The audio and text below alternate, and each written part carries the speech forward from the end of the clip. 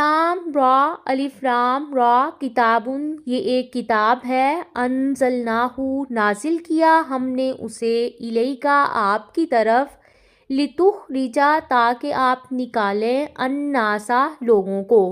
من الظلماتی اندھیروں سے، الی النوری روشنی کی طرف، باذن ربہم اپنے رب کی اجازت سے،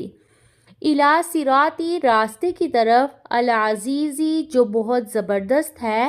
الحمیدی خوب تعریف والا ہے۔ جیسا کہ آپ کو پتہ ہے